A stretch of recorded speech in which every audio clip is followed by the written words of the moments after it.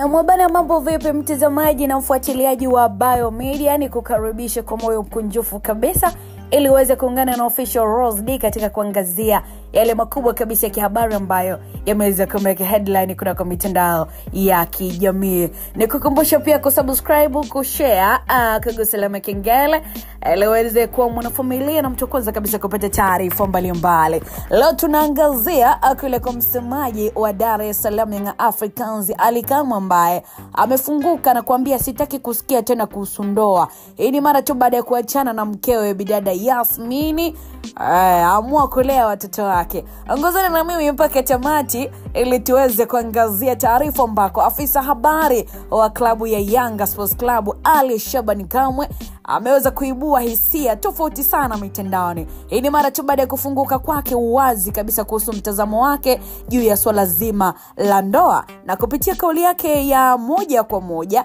na isiyo na kificho, bwana Kamwe amesema kuwa haoni tena umuhimu wa ndoa katika maisha yake. Katika kauli yake iliyosambaa mitandaoni, Ally Kamwe amesema, naona kabisa sina bahati na ndoa. Kuanzia sasa sitaki kusikia mtu akinishauri kuhusu ndoa. Acheni niendelee kulea watoto wangu tu. Amefunguka Ally Kamwe maneno haya akionekana kuwa na hisia kali sana. Bana, kauli yake imeibua mjadala mkubwa sana miongoni mwa mashabiki wa soka, wafuasi wa Yanga Sports Club, lakini pia watumiaji wengi wa mitandao ya kijamii kwa ujumla.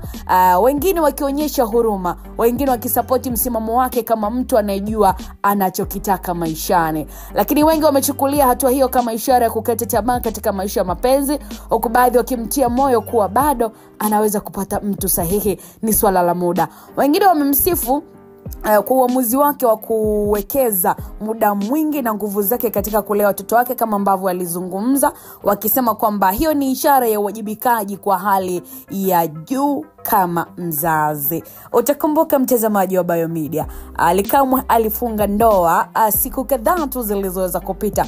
Ndoa yake haijachukua muda mrefu sana kule jijini Arusha, na ilikuwa ni ndoa nzuri kubwa ya kifahari ambayo ilihudhuriwa na watu mbalimbali maarufu na mambo kama hayo. Lakini zikatokea taarifa majuzi kati kwamba ameweza kuachana rasmi na mke wake, sababu zikitajwa nyingi sana, kila mtu akizungumza lake. Lakini ukweli ni kwamba ameweza kuthibitisha mwenyewe kwamba kiukweli anaona kabisa katika masuala ya ndoa yeye hana bahati, na kuamua kuachana na masuala hayo na kufocus kulea watoto wake.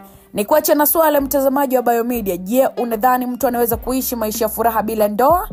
Kama ni kweli, niandikia kwenye comment section, lakini kama sio, unaweza kuniandikia pia niweze kupata maoni yako mtazamaji. Unalipi la kuzungumza na Official Rose D. Till next time, uwe na wakati mwema. Endelea kushare, kusubscribe, kugusa alama ya kengele.